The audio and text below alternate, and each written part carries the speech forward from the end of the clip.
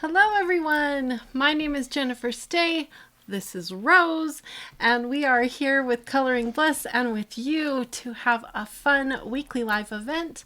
We're so happy to be with you. I have an announcement. I have something to tell you that I've been so excited about for a really long time, and it's sitting right here in front of me. I can't wait to talk to you about it. We've already talked a little bit over on Facebook for part 1. We've told them all about what I've got here in front of me, and now I get to tell all of you here on YouTube about it. So I'm so excited. I hope Rose will lay down. Lay down. Lay down. Good girl. Good girl. So happy Mandala May. This is our last Wednesday in Mandala May. Now I may come on as a surprise live event, probably either tomorrow or Friday. So make sure you hit subscribe and you've hit that little bell, because it will give you a notification when I come on live, even if it's unexpected. So make sure you are ready for that, because I have some things I want to do, and it kind of has to do with what's in front of me. So make sure you're ready for something unexpected. Now, little miss. She doesn't want to sit here, so I thought I'd at least bring her up so she could say hi to you. Are you ready to get back down? Yeah, I don't see your tail wagging. Do you want to get down? Yeah. All right, Dad, here you go. At least she said hi. We'll keep working on her and see if we can't get her back here someday soon. Anyway, the first thing I want to do before we get to the goodies in front of me is announce the winner from last week's giveaway. And the giveaway prize was this beautiful pack of Tombows dual brush pens. Remember, it is the bright palette set, except I stole the blue that was in here so that I could complete my full set. If you didn't see that video from last week, it was so much fun. I finally completed my full set, and we had the awesome Polly here who shared with us also what she purchased at Blick. So go check out that video. It was lots of fun. So what I did is I took out the blue that I needed and replaced it with this pretty purple, and this is the set that is for the giveaway. So Steve, will you tell us who it is that won this beautiful set of pens? You bet. Congratulations, Gail Ducrest. Gail, congratulations. I'm so excited for you to get to enjoy these beautiful pens. So what does Gail need to do? Gail, please email me at support@coloringbliss.com. Okay. Your mailing address. Awesome. Now, we're not going to start another giveaway. Now, we've been doing weekly giveaways lately, but today is a little special. We have a new product to announce that we're going to be selling and making available over at the Bliss Print Shop, and that means we're going to be doing some very special giveaways very soon. So we're going to hold off starting a new giveaway right now so that we can do even more giveaways very soon. So make sure that you are part of our email list so that you get notified when we start those giveaways. How, Steve? How can they be part of our email? Well, if you're already one of our Bliss boosters and you're not getting our emails, please send me an email to support@coloringbliss.com and I'll make sure you get added. However, if you are not a Bliss booster, go over to our website, coloringbliss.com. There's an icon right at the top, Bliss Booster. Click on that and you can sign up for any membership level you want. Free or paid, doesn't matter. Yep. And it'll automatically put you on our list and you'll be notified. And we protect your email. We want you to know that for sure. We don't sell it, share it, or anything. It stays between me and Steve. We will protect it so you don't have to worry. And as soon as you join up, you'll get notified whenever we do giveaways or new product launches or new coloring pages, tutorials, all those things you'll get notified of. So it's really worth your time to sign up to become a Bliss booster. So yep. Okay, very good. All right, so Steve, will you take good care of Gail's pens, and hopefully we'll hear from her soon so we can ship it off to her.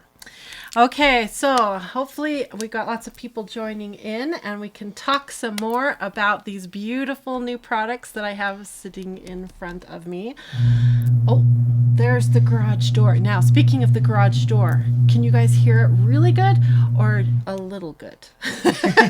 We just got a new microphone and we're testing it out today. So I'd like your feedback today. Is it sounding better than last week's live event?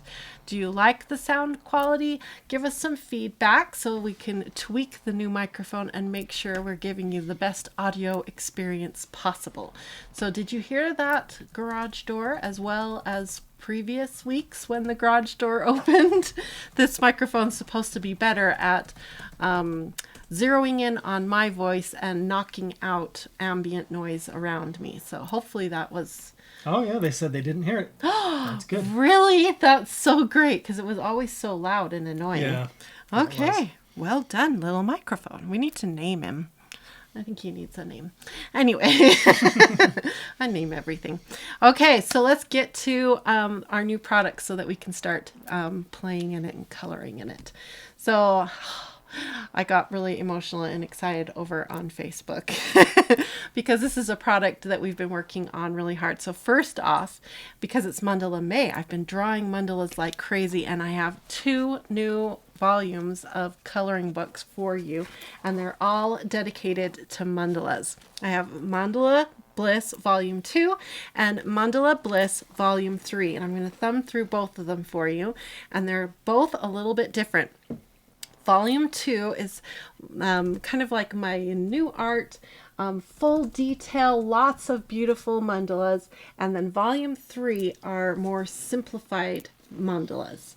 I've had a lot of requests from you guys to have some art that is done with fewer details, more open spaces, and that was the theme of the Volume 3. And I must say I'm a little bit more excited about Volume 3 than I am Volume 2. It kind of surprised myself. I really like the open spaces, and they kind of inspire me to want to fill them with lots of different kinds of products and try different blending techniques and new background ideas, and I'm really excited. So I'm excited to flip through Volume 3 with you and Volume 2, and I want your feedback. Which one are you more excited about?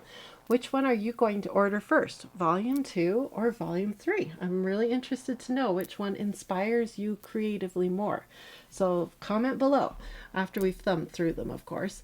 Or you can go on over to Coloring Bliss and go to the print shop, and both volumes are there, and we have little thumbnails of all the pages of each book, and you can look at them there for yourself and see what they look like and let me know which one is more inspiring to you. Now, another very exciting thing that we're excited to tell you about, and that's what this book right here is printed on. It's printed on watercolor paper. I am so excited about this. Ever since we started the Bliss Print Shop, I wanted to be able to offer you watercolor paper, and it's been impossible, partly because watercolor paper is super expensive, partly because to get a watercolor paper that will go through a printer is like really difficult. Either it's too thick or the coating on watercolor paper makes it impossible for the toner to adhere correctly to watercolor paper, or the texture on watercolor paper makes it really impossible. Steve, tell us more about our journey to find the perfect watercolor Well, it really paper. has been over a year. We especially, in our workshops last April, a month ago, I guess, we focused on watercolor. And that's where I was able to really zero in on it. I mean, I tested probably a couple dozen different papers to try to find something that would work. I'll be putting together, in fact, a video of that, of kind of my findings, and so be watching for that on our channel.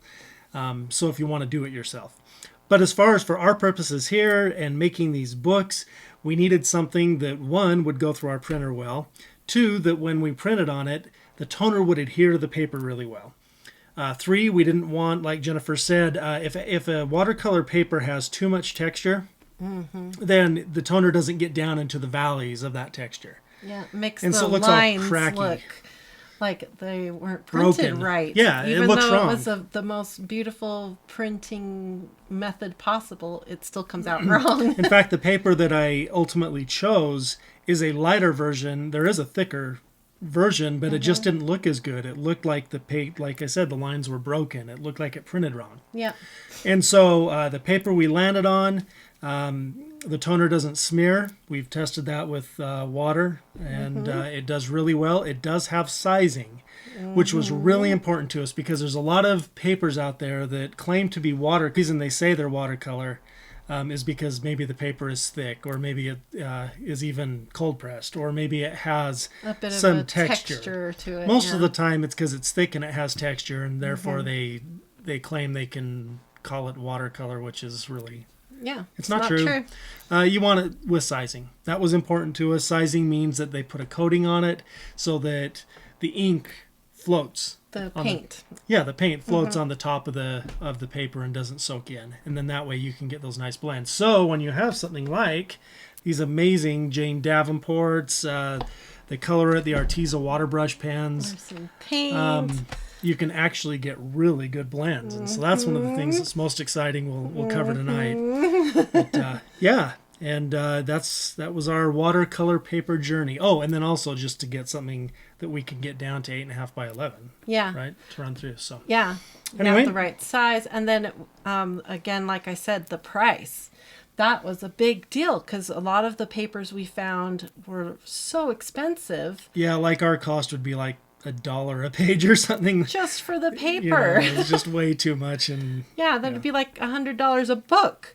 And there's no way anyone's going to spend $100 on a 20 or 30 page coloring book. That's ridiculous. So we had to find the right... Anyway. We did it. And it's here. And... Want to show them? I want to show them. I'm so excited and so proud that we did this. So I had Steve print Mandala Bliss Volume 3 on the watercolor paper for me, and I had him print Volume 2 on the mixed media paper. So over in the print shop, you're still going to have options of paper, which if you've never visited our print shop before, maybe you don't know, but you can purchase my books and you get to pick the paper, and generally you get to also pick the pages. For instance, if you like Mandala Bliss but there's a mandala in here that you're not a fan of, you would be able to switch out that mandala for a different picture or add in a few extra pictures. We call it customizing your book, which you will be able to do to these 2 volumes very soon. The programming is being done as we speak, and we're going to send out an email as soon as that programming is finished. It's almost done. We just couldn't wait. We could have waited, but why? When we could send this out to you right now and let you start ordering them. But the customizing of these 2 books will be ready just within a couple days. You can still customize all the other books, but now you can also add watercolor paper and order that for the other books. Just so you know, it's actually you can customize the books. It's a little different than what you said. Oh, Sorry. Explain. Okay. I misunderstood. These books can be customized right now. These ones. 2 and 3. Okay. It's that watercolor isn't yet an option in the book customizer that we have. So if they go to customize a book, they can't pick watercolor paper now. They can choose colored pencil, marker, mixed media, or metallic. They just can't choose watercolor. Okay. If you buy it pre-configured, you can choose watercolor, but it's this pre-launch that we're talking about. So if you want to customize a book and you want watercolor paper, wait like 2 or 3 days until you get Steve's email and then go and put in your order. Right. Okay. Got it? If you have any questions, just shoot Steve an email at support@coloringbliss.com and he'll let you know. Yeah. Do you want to share some of the details about that whole pre-order process? And should we? Details about the pre-order? My brain well, I'm went just getting some questions about how it's going to work, when they're going to be charged, that kind of stuff. So okay, so what's going on is we've placed the order for the paper. We found a really great source for the paper. That's been another journey, is finding the right source for the paper, and we found the best source, and it's on its way right now. Steve ordered it, and the paper is being shipped to us right now. So what we're doing is we're taking orders right now for books printed on watercolor paper, and then the minute the watercolor paper comes into our shop, we'll start printing. So the pre-order process basically means you get to order it right now, but we can't fulfill it at this very moment. We'll fulfill it the minute the paper comes into our print shop. So from your end, what will happen is, Steve, help them understand what will happen. They'll place the order. They'll place the order. They'll pay for the book. And you'll pay. Right. And then as soon as we fulfill it, they'll get an email so they'll know it's on its way. Right. Okay. Right. It'll be in 2 or 3 weeks before we'll start fulfilling the books. So if they order tonight, this book right here on watercolor paper, when do you expect that they will probably have it in their hands? What would your guess be? Again, depending on shipping, I would say 3 weeks or so. Okay, so 3 weeks is probably his best guess is when you'll get it. But Steve will send out an email when it gets shipped, right? Is that the next email they would watch for? Right. They'd get their order confirmation, and then when I actually print the book and complete it, you'll get an email with the tracking number. And Okay, and as always, Steve is always handy. You can always send him an email and just say, hey, what's up? Did you get the paper? I'm so excited. I can't wait. And just ask him what's going on. It is Steve that checks the emails and answers your questions. So you can shoot him an email and ask him what's up with the orders. But we do have a limited quantity of paper coming our way. So you do want to get your order in. Just saying. Because if we get like a huge influx of orders in and we go, holy cow, we don't have enough paper coming in, we may have to like lift. Well, we will reorder, but yeah. Well, we'll reorder, but then we have to wait again. So we'd have to lift that and like postpone the next fulfillment of the next wave of orders is what would happen. So, but we are going to take care of all of you, but I just want to make sure that if this is what you've been waiting for, you get your order in right away. And again, just to clarify, watercolor paper is available on all of our pre-configured books and our swatch books, which we'll be showing. Yeah. So, and the only ones that you can't select right this minute tonight for watercolor paper tonight is if you go customize a book. But that programming is being done as we speak, and Steve will email out to all of you when that is open and ready for you to go. I guess obviously if you wanted to, you could just go in to the customizing and go see if that option is there, and then you'll know it's ready because it will be there. But if you just want to wait for Steve's email that says it's good to go order your custom books, then you'll know it's ready. So that's, but any of the pre-configured books, it's already ready right now, and including the swatch books, which is what I am absolutely excited about. I have 2 swatch books I had Steve print on watercolor paper for me. And I have so many water-friendly art mediums. I have, just straight up paints. I have my water brush pens. I have Crayola Super Tips. I have my beautiful new full set of Tombows. I'm going to swatch all of this onto watercolor papers in my swatch books. And I'm so excited. So I'll be able to swatch right into these books and have on watercolor paper the water-friendly art medium right on here, be able to activate them and play with them on watercolor paper. It's so amazing. I'm so excited. So this is volume 2, which looks like this. It has different sets. So like this is a 36 swatch page. This is a 24 swatch page. This is a 12 swatch page. 60 swatch page. This is volume 1, and it's just has 60 swatches per page, and it just keeps going and going and going, so I can just do tons and tons of swatches in this book. So it's kind of up to you what kind of configuration you want. Go check out our website and you can see all the different kinds of swatch books that we carry. So excited about the swatch books. All right, so I want to show you the Mandala Bliss books, and you can kind of tell me which one you're more excited about. Are you more excited about volume 2 with all the tiny details? Or are you more excited about volume 3 with the open space and room to do different things? I'm so curious to know which one inspires you more. Okay. Did you talk about the price? No, I didn't talk about the price. So maybe while I'm flipping through volume 2, do you think you can talk about price while I am flipping pages? Sure. Okay, so this one here is printed on mixed media paper. So maybe you can talk first about if they were to come in and order a book like this one here, it has a swatch page in the front. It's on mixed media paper, and it has the nice any normal books on the paper will be shipped right away. The only caveat is if you place a single order that has a watercolor book in it and also has like a mixed media book or mixed media paper, then it's gonna the entire order will be delayed. Okay. We're not going to ship them out separately just because it's one shipping cost.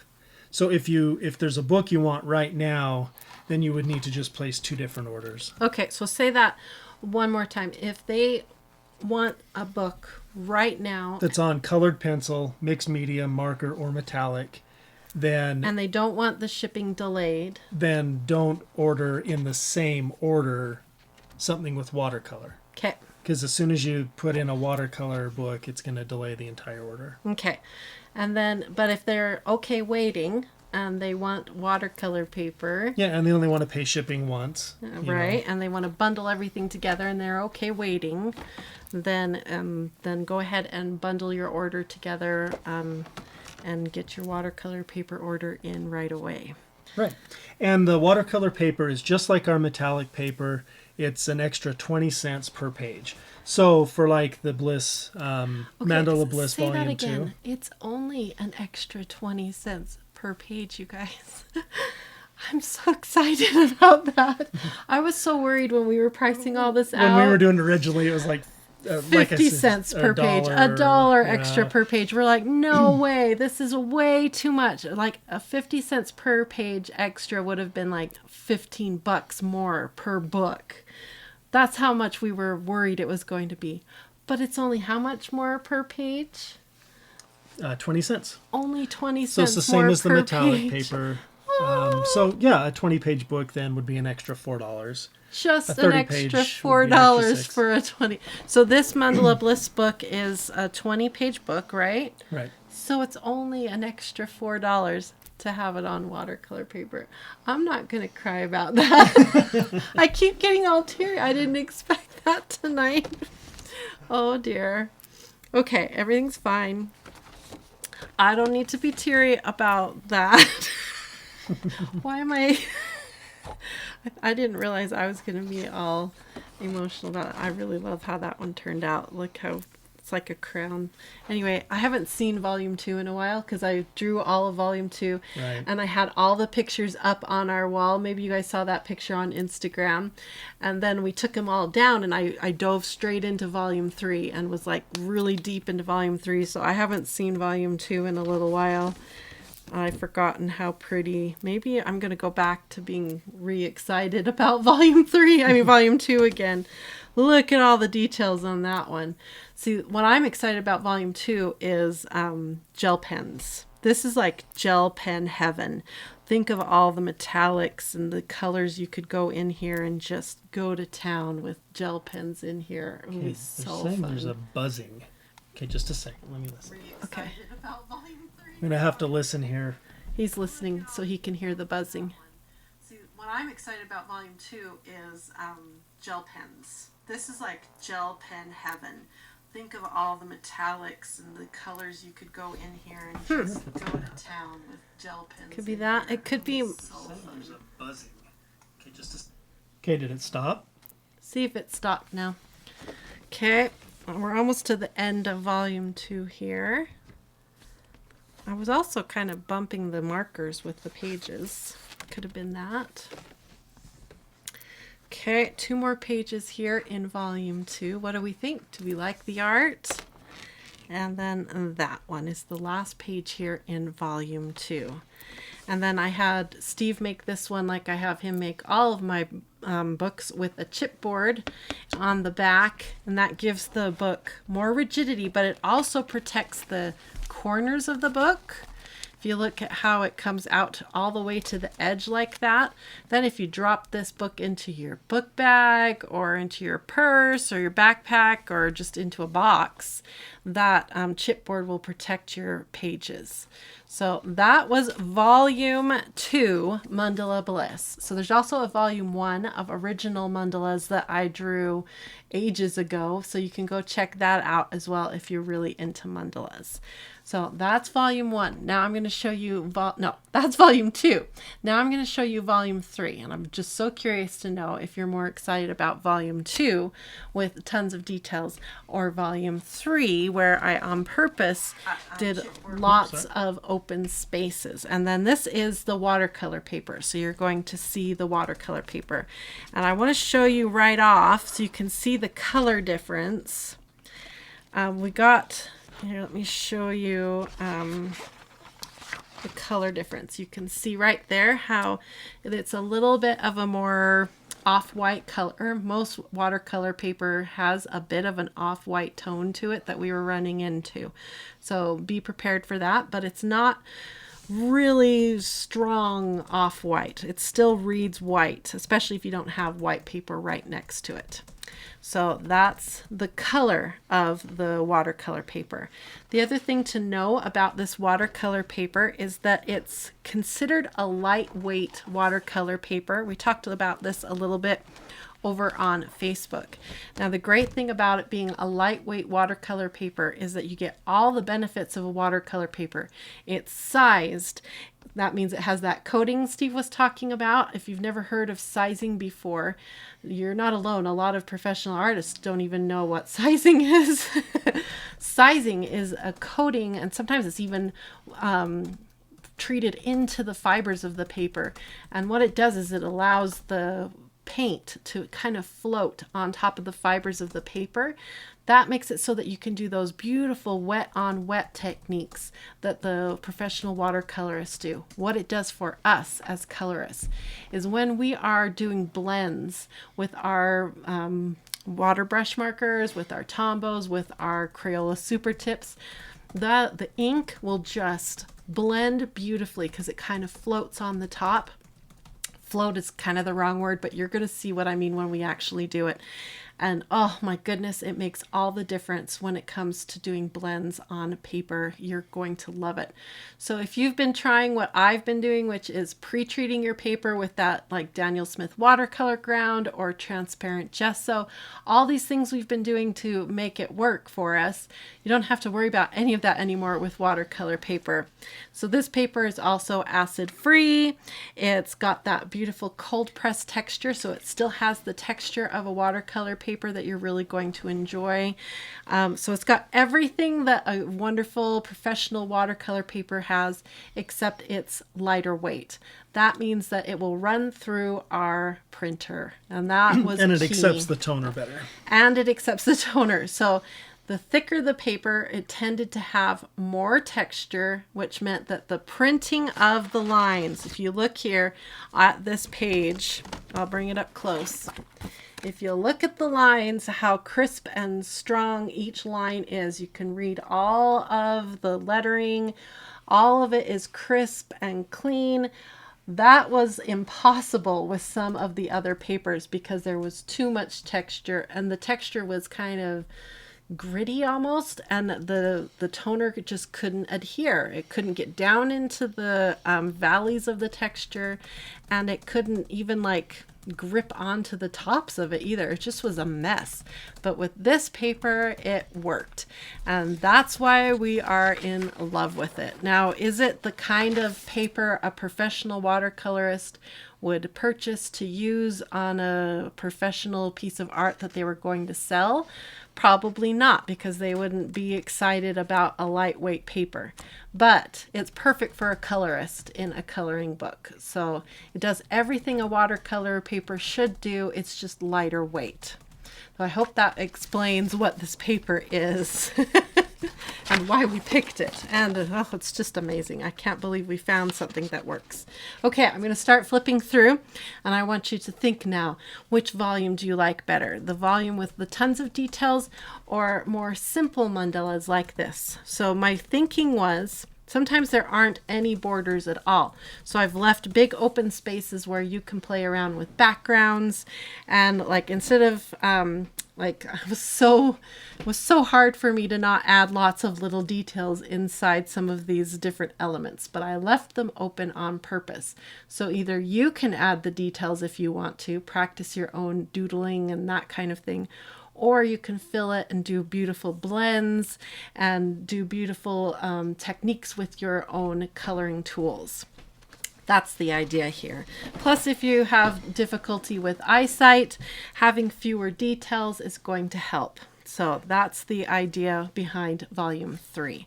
So I'm just going to very gently flip through this beautiful book with the beautiful watercolor paper. I'm still, when I see the lines that we got them to print so crisp, I'm just so pleased. Because there were so many times, even like these really thin lines that I drew, they're coming out so crisp and clean. It's just so pleasant. And then when I did draw borders like this, I tried to make them big and open like this. So there's lots of room to color and fill with all kinds of fun things. Pastels.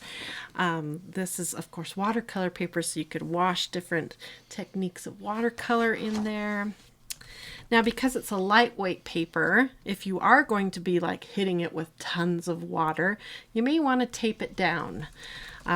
So there is an option to purchase our books unbound. Did you guys know that? Do we have many people who take advantage of our unbound option, Steve? In the print shop? Not a whole lot, but yeah. Yeah. I know some people, when they get a brand new coloring book, the first thing they do is cut all the pages out of their books. If you're that kind of person, I recommend taking advantage of the unbound option of our print shop. Yeah, and you know, and the opinions are kind of back and forth. Some people really enjoy details. Others are really liking the simplicity of these drawings. This was, I think, Steve's favorite, right? Yeah. I drew this one on purpose. I was thinking I need ones with more square type shapes because the guys really like square type shapes. And then when I hung them all up on the wall to kind of see if I felt like I had drawn a good variety of mandalas, he's like, oh, I really like that one. And I was like, hey, I was right. That was exactly why I drew this one, was for the guys. Are there any guys here tonight? Are you drawn to this one, guys? Did I do good? There's this one. There's this one. Oh, I'm just really excited about coloring these. And this one. This one, I was like, oh man, you got to do like a gradient in the background on this one, don't you think? Almost like a sunburst, or you could do, any color really.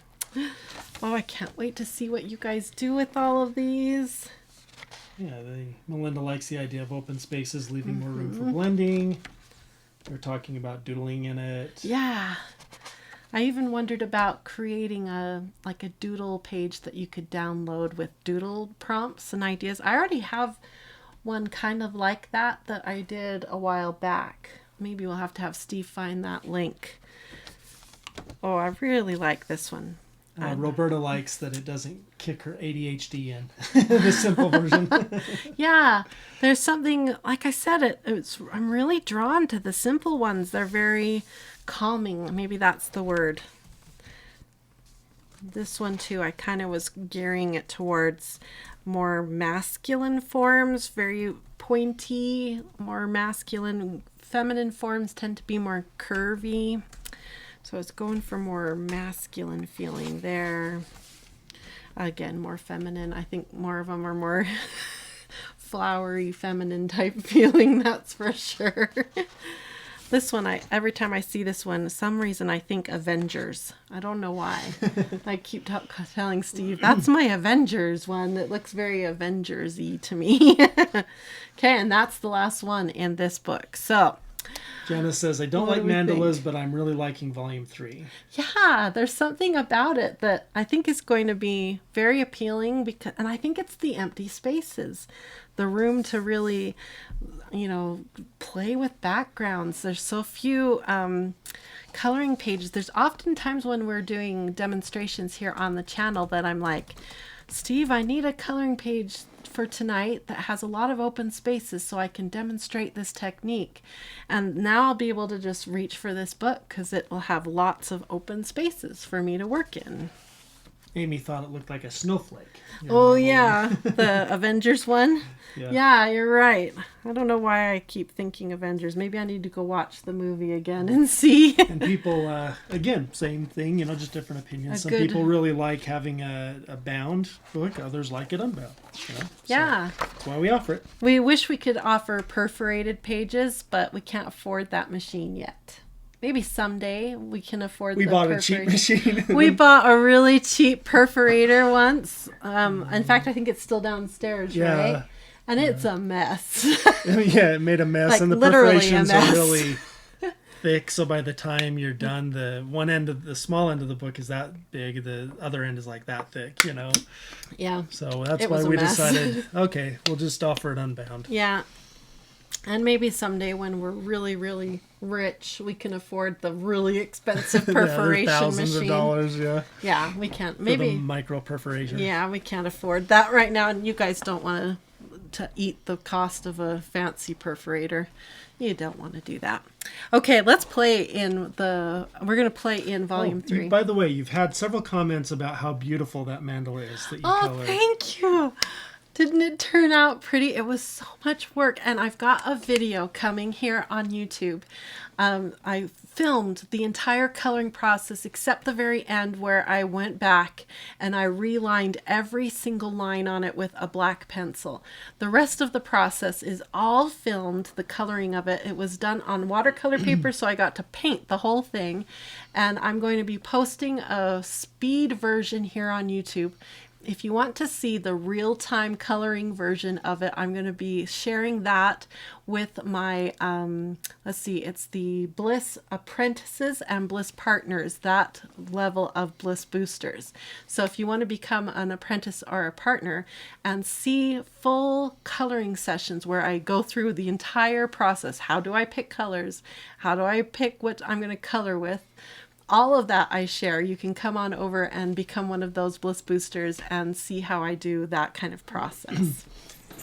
Craft Paint Create says, I loved the more detailed book until Jennifer started flipping through this one. It's simple. I like the idea of being able to color the simpler shapes when I feel like blending and painting. Yeah, that's... She continues, the simpler shapes will be fun for blending, but also for adding her own details and patterns.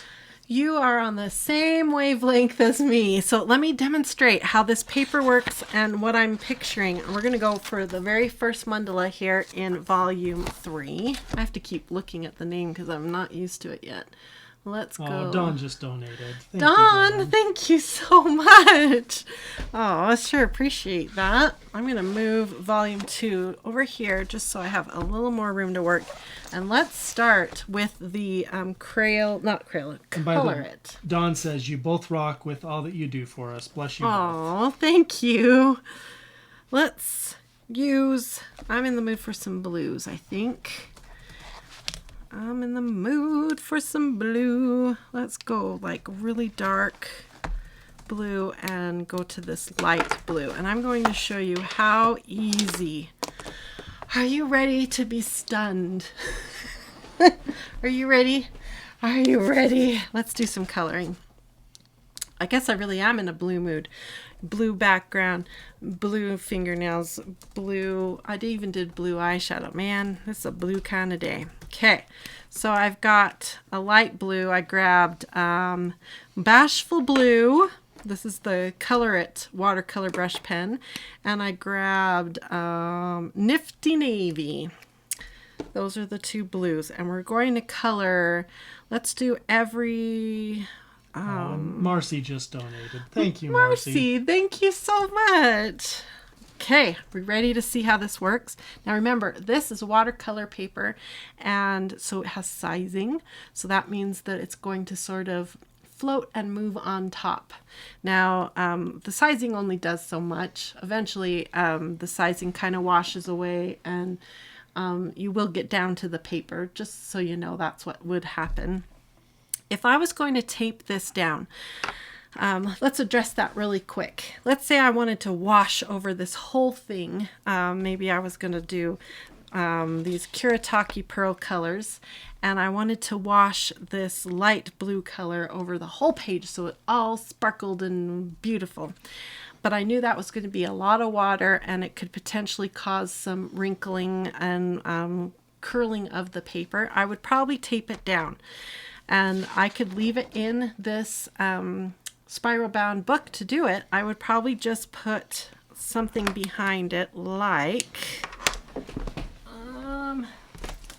I have from the dollar store. You probably have some of these in your kitchen right now. A plastic cutting board. I picked these up for $1. There's 2 in here, and I use these all the time for when I'm coloring and I'm thinking things are going to get just a wee bit out of control. So I would just slide this under here like this, or probably better like that, and then use some painter's tape or some washi tape, whatever you've got. This is painter's tape, so that means it's low tack. The back side of it, in fact, this is what we're using right now to tape up that mandala onto the wall back there, because it won't hurt the paint on the wall. So I would just pull off what I need, and you want to, it's still pretty sticky, so I usually tap it onto my pants or my shirt or something to kind of fill it with a little extra lint to knock back some more of the tackiness, and then I would tape it down to this plastic surface. That will keep the paper from warping too much, and then as it dries it will stay pretty flat, and that will help with any warping issues. You will always have warping with paper, whether it's the lightweight watercolor paper or the thicker watercolor paper. It always likes to warp. But because it's lightweight, it might like to warp a little bit more, especially if you wash the whole thing with a lot of water. So that would be my recommendation. Dan says I have some of those for my art journal. Jill Beth says that's what I use. Yeah, they're cutting great. mat and art tape. They're so great. Okay, so, but I'm just going to do a few little areas. I'm not going to wash the whole thing, so I'm not too concerned about that problem. So let's get going here and show you what this is going to do. Make sure we're in the shot, and Steve will play around with the angle so you can see. And like I said, because it's sized, we're going to get some immediate help with the blending. Watch this. Go. No sweat. No stress, nothing. It just, look. I mean, this is what we all imagined would happen when we bought these, right? Because when these companies demonstrated these to us on Facebook, on YouTube, did you know they were demonstrating to us on watercolor paper? And they made us feel like, I'm going to be able to do this in my coloring book. And then we tried it on regular paper, and what happened? This didn't happen now, did it? Okay, now I'm switching over to a water brush, and I'm going to grab the pigment here. Come on. Are you not a good water brush? This is just plain water, and I'm trying to get the pigment to finish blending out to almost a light blue, you know, like a really gradient out here to the very end. Might need just a little bit more pigment. Let's put just a little more down and pull it out. There it goes. I think it's my water brush pen isn't wet enough. Let's grab a different one. I have a couple, like this one I put an X on because it's not working right. Won't grab that one. Let's try this one. Okay, I'm going to put a little bit more of this down. Donna asked, do we need to wear fuzzy pajama pants for the tape to work properly? Oh, yeah, maybe so. Or some, a t-shirt works good. Your armchair works good too. There. Polly asked, what brand of pen are you using? These are the Color It watercolor brush pens that I just grabbed. Okay. Look how pretty that turned out. Let's go again. First one is never the best, right? Because you got to practice. Okay, let's go again.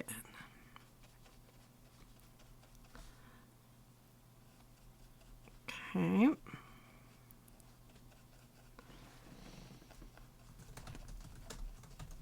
Out to about there, and then switch to your light and start blending it out. Look at it blend. Oh my goodness, it's so amazing.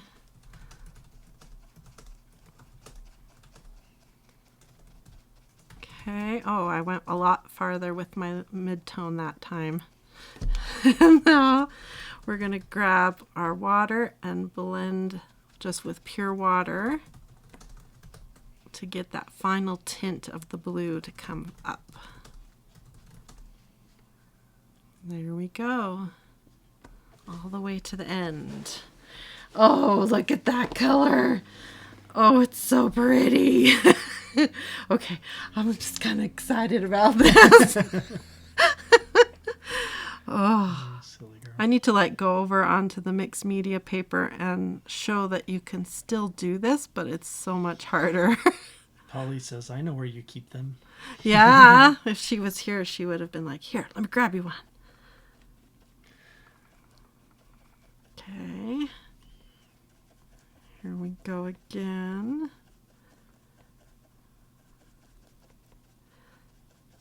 Oh, this is so satisfying. Joe Beth says, that's beautiful, Jen. Thank you. Oh, I can't wait for everyone to get their watercolor paper. Yeah, Serena says, I got the Arteza brush pens thinking it would be amazing, but they don't work well on my paper.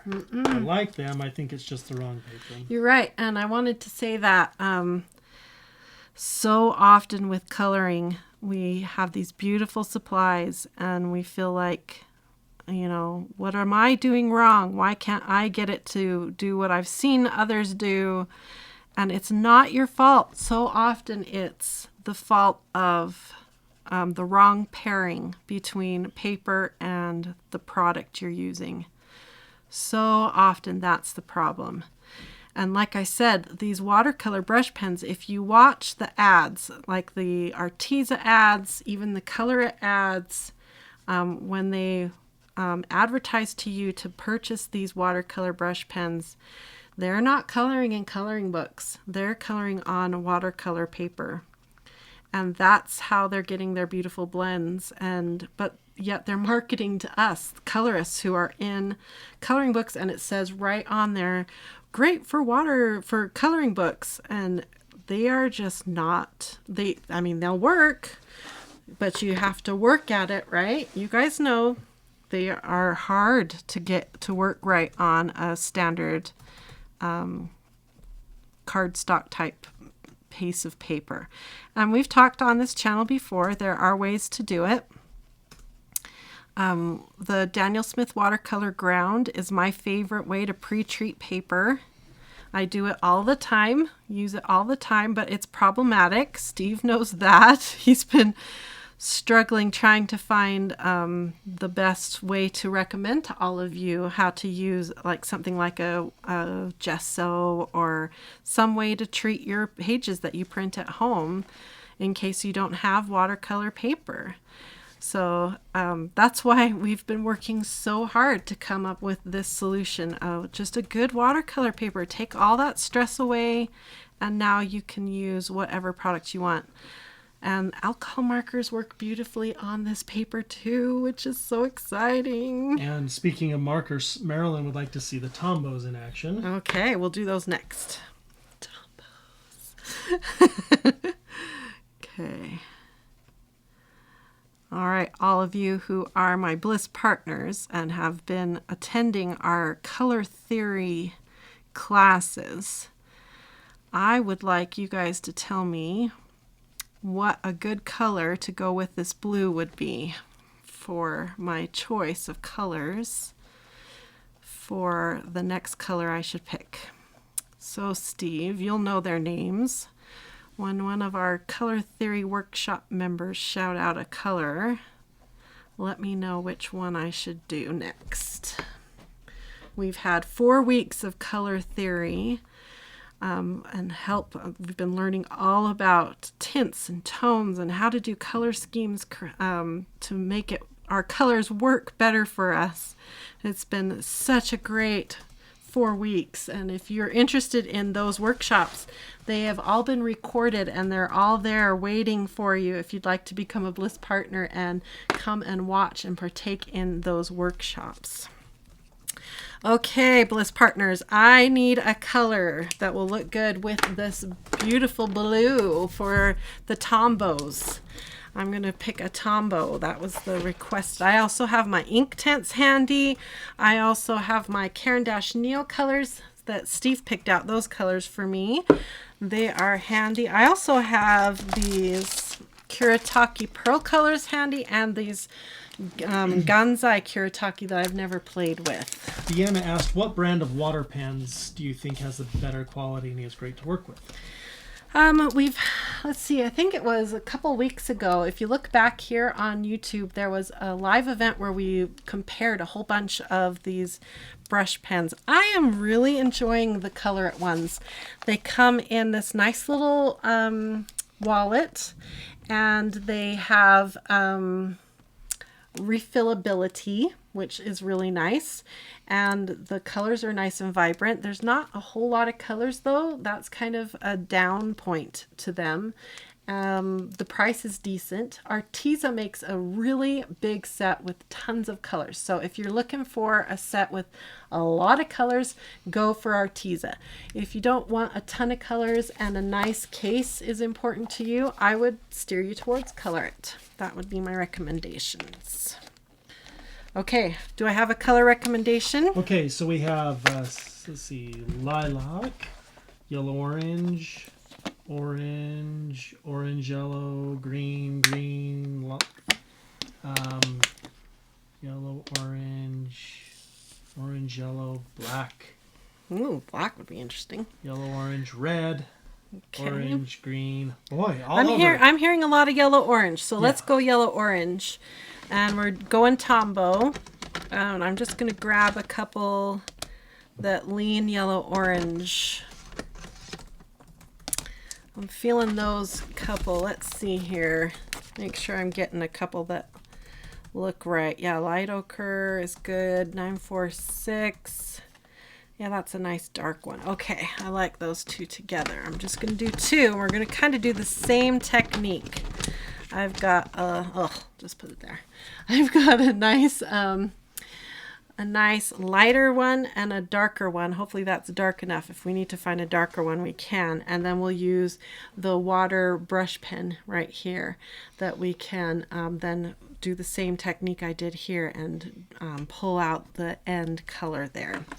Okay, let's go again. Oh, this is so exciting. Serena says, I love the blue combo. It's so pretty. Look how, I love this paper. Love, love, love. Okay. And then Nikki would like to know your recommendation for a water brush, the one you fill with water and use to paint. Okay. Water brushes. My main recommendation for water brushes is don't go super cheap. I've gone super cheap and hated them. You also don't need to go super expensive because once you hit that mid-range price, they all kind of the same. I picked up, I don't think they sell them anymore. This is by Crafter's Companion, that website, and it was a 3-pack with a small, medium, and a large, and I've really enjoyed them. You can go check out Crafter's Companion website and see if they still have them. It was just a mid-range cost, and these have been great. The only ones that I've had go bad was a name brand one by Pentel. It was a little bit more expensive, and it went bad. And then I had some really cheap ones that went bad. So like I said, mid-range is where it's at. So, Holly just donated. oh, Polly, thank you so much. Okay, Polly, look, no purple so far tonight. Are you proud of me? Okay, let's see how dark this is. I kind of feeling like we might want a darker, maybe this yellow gold, or, oh, let's do burnt sienna at 947. 947. Okay, yeah, let's get a third one going. We got all kinds of markers going. Okay, we're going to start with burnt sienna at the very bottom. At the very bottom to give it lots of contrast. Then we're going to go into the main color. Look at it blend. Look at it go. It's like effortless. No streaks. Nothing. No streaks, you guys. This is like heaven. Now we'll go to our lighter color, which is 991. Keep blending it out. Now we have a couple options. We could go back to our watercolor brush pen. Our water brush pen. I'm getting all the names mixed up. Or we could get our colorless blender. I'm going to do it both ways. This time we're going to do water brush pen and grab it and pull it out. Let's see. I'm trying to remember. DoCap 1. Is this Stephanie? Anyway, There. I think a partner says to complete a split complementary with blue and yellow orange, you will need violet. Sorry, Polly. Uh-oh. Well, maybe we could really reserve the violet for just like one little area. Okay, tiny bit of that dark brownish color, which now our partners know where brown come from. We had a long discussion about where brown comes from. Okay, and then to the brighter color. Look at it blend. No problems. No effort at all. It just... Okay, this time I'm going to go to a colorless blender that they usually come with. And watch, it does the same thing. It actually blends. It does what it's supposed to do because we're on watercolor paper with sizing. Now, the other great thing about this paper that we found, because it has a little less tooth, it's safe for our markers. Have you guys ever worked on Arches paper before? Now, Arches is like the holy grail of watercolor paper for watercolorists. It is amazing paper. It's cotton. It has the best sizing. It's like every watercolorist is like, have you used Arches? Arches paper is amazing. It's very expensive, but it has such a tooth to it. I would never use Tombows on it because it would just tear up the nibs, literally tear up the nibs. So because this paper has less tooth to it, I feel totally safe scribbling away here with my Tombows, and I know I'm not going to just wreck these expensive markers. Such an amazing thing. Now I have used color pencil on it, and because it has this unique watercolor texture, it's a little bit of a different experience. You're either going to like it or you're going to be like, I want to go back to Jennifer's favorite color pencil paper. It's just a better experience. It's just a different experience because it's a different texture, you know? I don't know.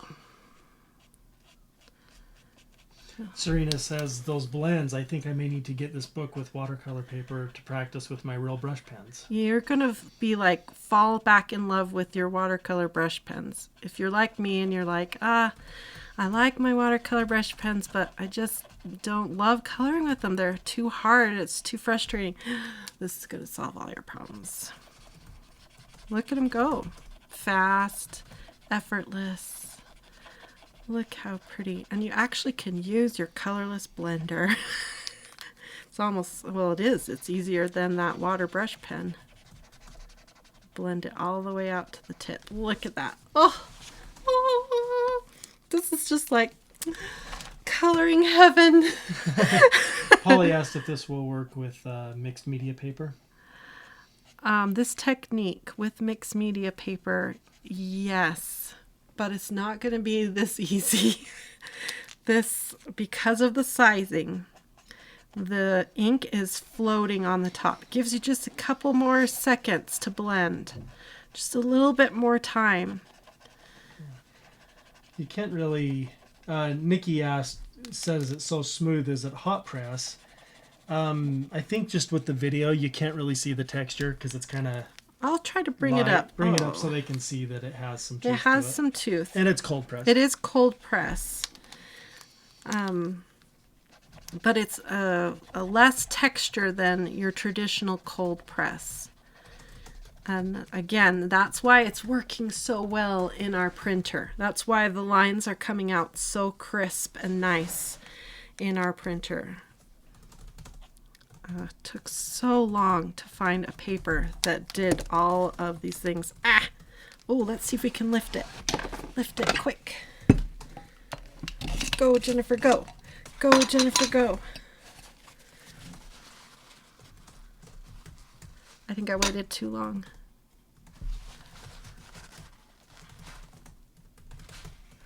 Nope, I waited too long. Sometimes you can lift your mistakes because of the... I'll show you what I mean. The sizing. See, I even let that other color sit for a few seconds and it's still blending out because of the sizing. Oh, it's such a relief. I mean... Annette asked, if you have a whole set of Tombows, do you still need to buy more brush pens?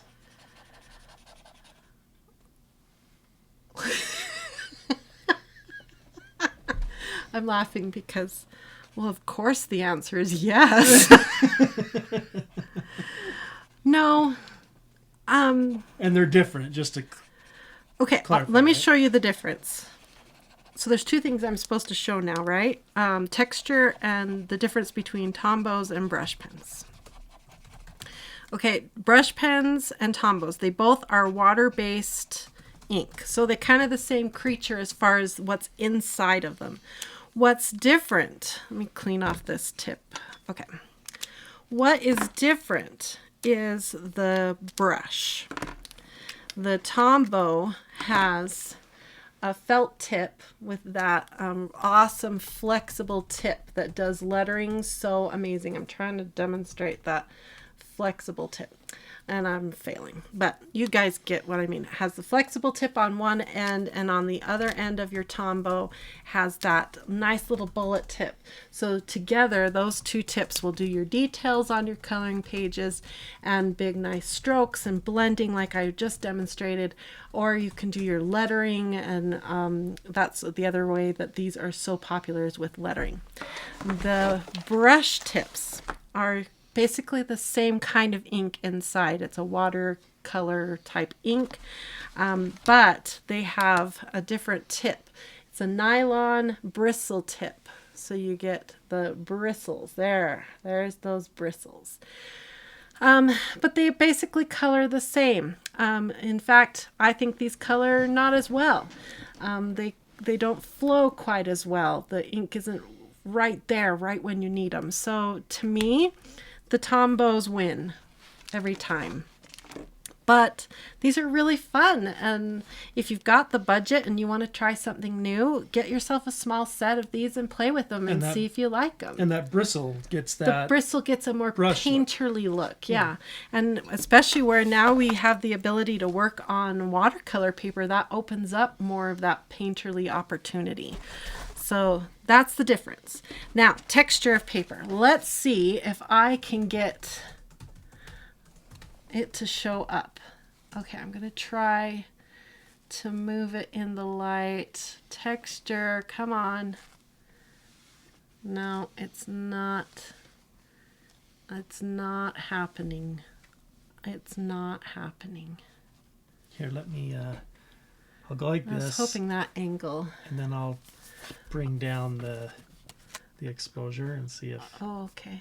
You can see it. Yeah, you can kind of see it there by your thumb when you put it in the... If I do it to the angle. When you had a shadow on it, that's when you could see it. Yeah. Oh, yeah. Right in the shadow of my thumb. Yeah. You can see that there's some texture there. Yep. But it's not like a rough texture. Like Arches paper, if you ever touched Arches paper, it's really rough and really hard on your tools. And this is not that way. So you can use a marker safely on it. I would use my Copics on it. I would use anything on it and feel safe. And you guys know I'm pretty careful about what tools I put on stuff. Does that make sense? Okay, good. I said it out loud and I was like, did I speak before thinking? Okay. Oh, that's cool. Carolyn says, I have the full set of Tombows and I stopped using them because of the paper issues. I cannot wait to buy volume 3. Oh, you're going to love it. Oh, everybody's going to pull out all their water stuff. And Jack says, yes, FSS is that disease we all have. And we all love our disease. And Deanna asked, what about the Jane Davenport brush pens? Look what I have right here. Ta-da! Okay, let's do it. Let's play. Helen asked, is Gamsol ever used with watercolor pens? Watercolor pens? Not so much. Gamsol is a solvent, and it's more for, they use it for cleaning brushes, and then they use it for breaking down like oil. So that's why it works so great. It breaks down petroleum type products. So it works really great anytime you have some sort of oily petroleum type product like a color pencil or a crayon or that kind of thing. So that's when it really does its job well. My favorite thing to pair with water-based products is glycerin. If you're going to reach for something that's not water to work with a water-based product, try glycerin first, because a lot of our water-based products already have glycerin in it, and so glycerin works really well. It's a little thick, it slows down the drying process, and it's a humectant, which means it grabs onto moisture and holds on tight, and so that's why they use it in so many different art products.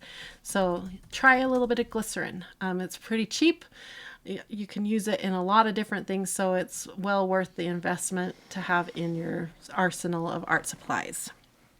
Okay, so we decided we need to add a little purple, someone said. Sorry, Polly.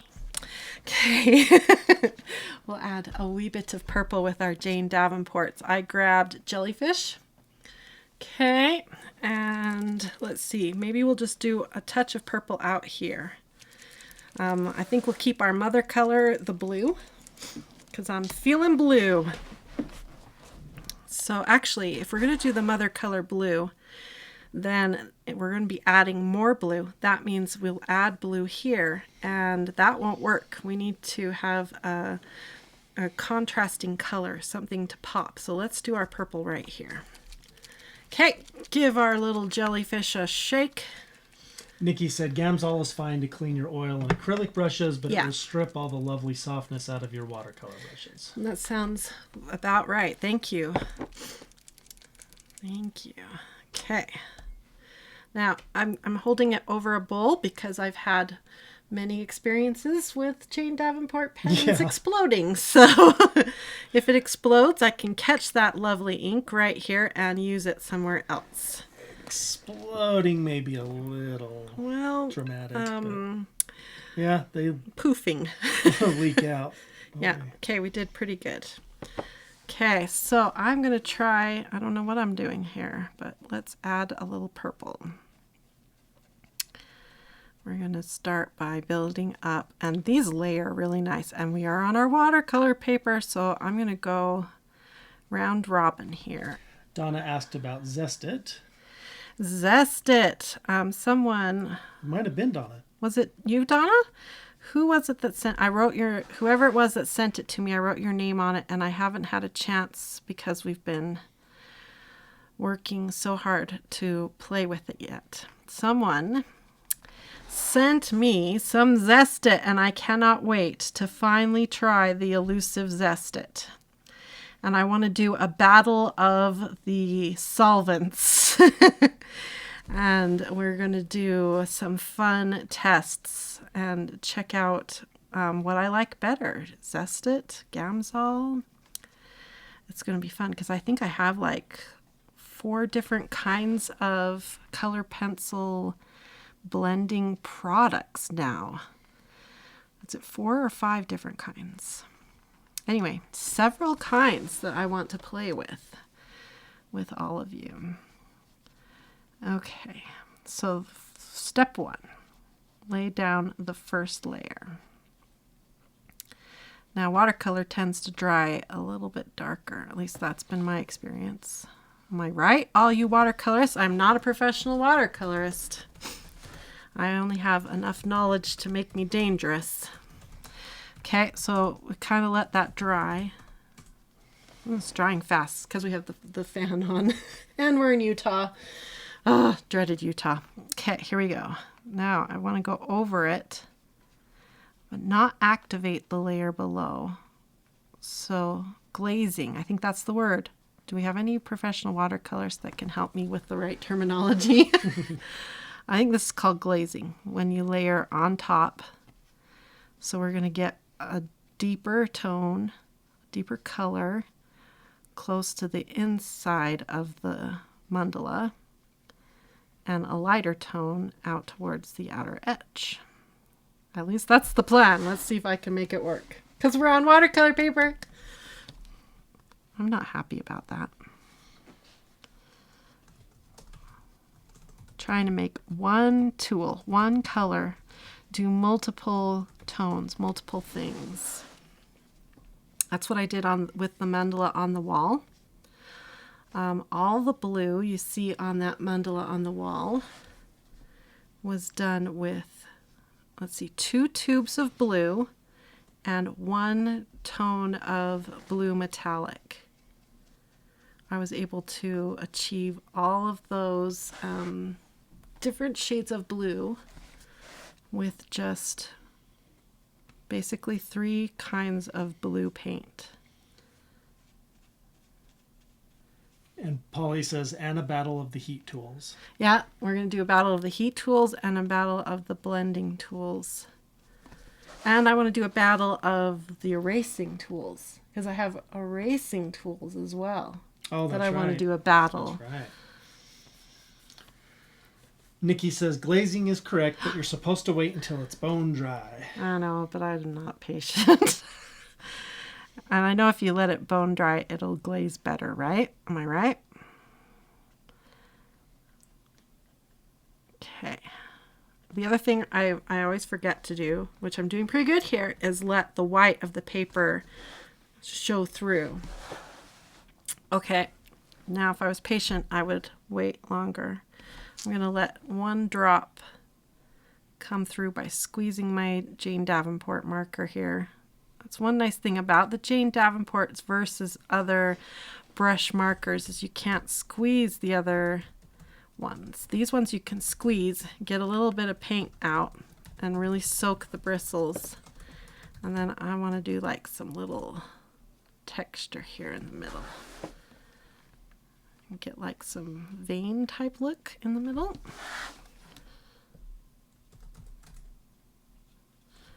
Touch back into that paint. Mary Lynn asked, would the blender pen help remove the blue boo-boo? Yes. Again, we're on watercolor paper, so it should lift better too. Amy says, those look so much like petals. It's turning out pretty good. I'm so excited. And Nikki confirmed, yep, if it's bone dry, you're less likely to get the paper to pill up. Yeah. And Polly said, did she say metallic? Did I say metallic? About your blue, your mandala in the back. Yeah, there are blue metallics. And so there was 2 tubes of blue paint, watercolor paint, and 1 blue metallic that made up that back. Okay, we're going to leave. I feel like we need purple in one more place. Like just purple in the middle is wrong. Doesn't it feel wrong? Feels wrong to me. So we're going to do a little more purple here to balance it out. Some composition. Tika says, wow, love the lavender petals, so painterly. Amy says, so pretty. Thank you. Tweety likes the idea of orange. Okay, we're going to bring the orange and blue back out here. Polly says, I received my set of 60 gouache from Artesia yesterday. Now to learn how to use them. We're going to do a She gouache needs to come over video with you and play with the gouache, huh? Yeah, we're going to do a gouache video here very soon. I've been practicing with my gouache and kind of been waiting for the watercolor paper for the gouache video. And Renee asked, have you tried the Spectrum Noir Aqua Tint pens? No, I haven't. Are they good? Teresa says she's had fun swatching the gouache. She says she puts them in paint trays and they look oh so pretty. Gouache is its own creature. They're a little problematic, but I kind of think they are potentially one of the most fun things I've colored with in a while. And that's saying a lot. Polly said you need a tonic glass mat. Yes, I do. And Amy just got the Arteza Metallic Acrylics 36 set today. Oh, neat. I know Arteza and Ohuhu are coming out with brush tip alcohol markers, you guys. Helga says that she just got home from work. She says, hi everyone from Guadalajara, Mexico. Oh, hello. It's a gorgeous mandala. Love the colors. Thank you. I'm going to fill this in just a little bit more out here. Okay, there we go. Oh, I'm liking it. All right, let's put the cap on this lovely purple and keep going. Let's use some different products. Gary asked if it's like the smooth side of hot press. Oh. I've got some Arches hot press. Let me feel it. Arches is its own creature. Arches is made of cotton paper instead of wood paper. It always sounds wrong to call that paper wood paper. Let me see if I can find my Arches hot press really quick.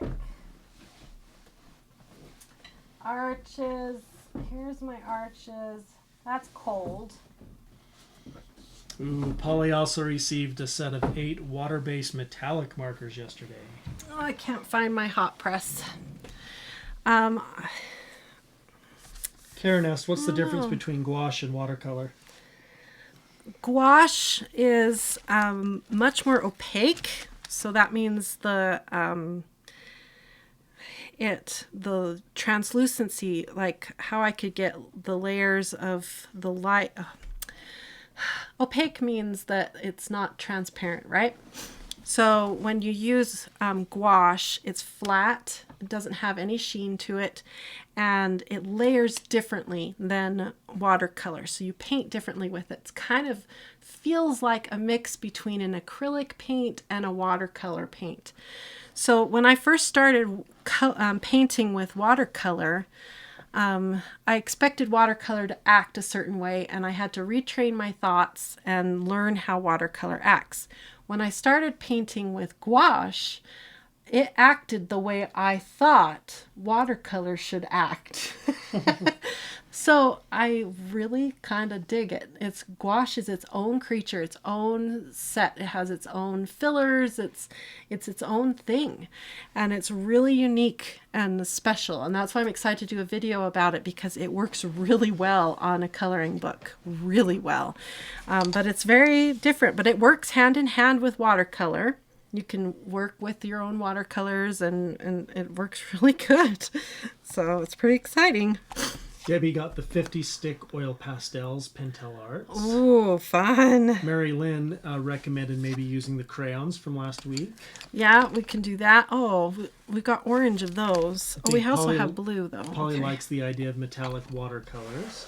Yeah, we have so many fun things. Okay, Yeah. I want to try Derwent ink tints real quick on the watercolor. So let's do this spot right here.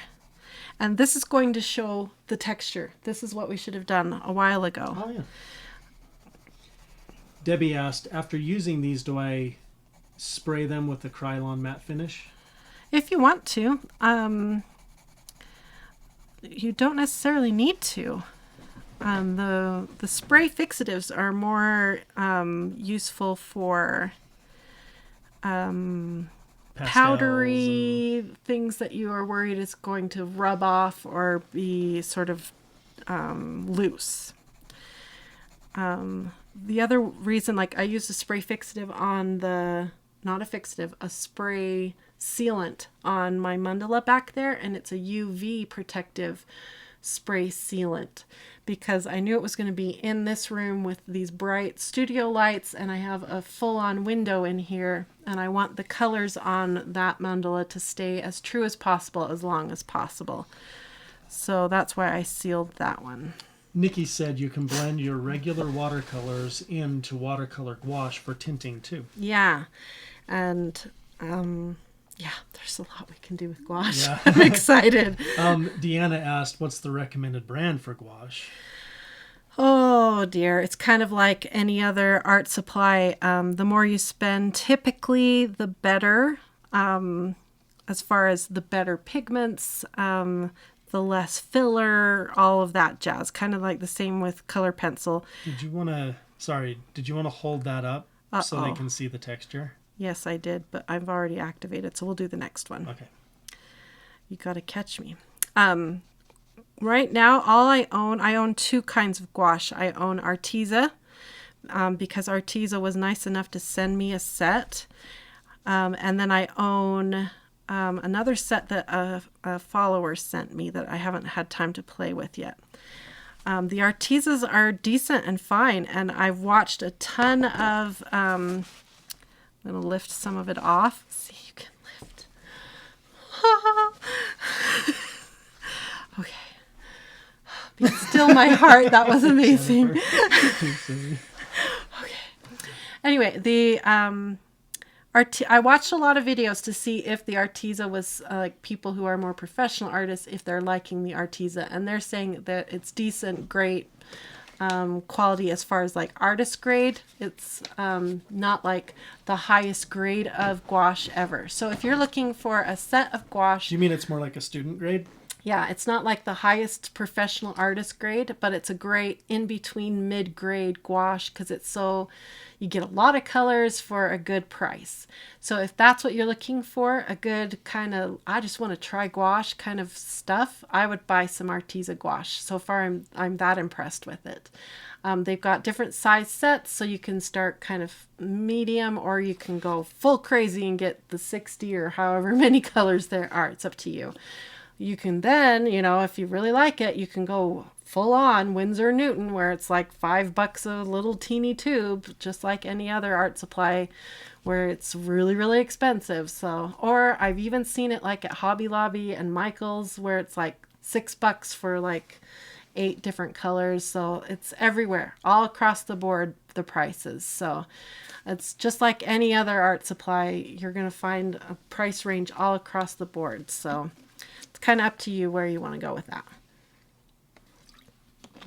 Okay, let me show you the texture of this, but it lifted. Okay. I really need to sharpen these. Okay, these are the Derwent Inktense pencils that I'm playing with right now, because I wanted to show you that they work. And remember, just like with any textured paper, you don't want to press hard because you're pushing the tooth down of the paper, right? Don't want to hurt the tooth of the paper unless that's your intent. If your intent is to really push that pigment in and you're okay with destroying the tooth, then go for it. But typically you want to work light and stay on the top of the tooth so that when you hit it with water, it'll just melt down into the tooth and do its job. That's kind of the intent here. Okay, so can you see the texture now? Does that help? Let's move this right here. Have you lifted up? Yeah. There. Yeah, there you go. You can see the texture better now. We'll move it to the angle here so you can see that texture. So not much texture.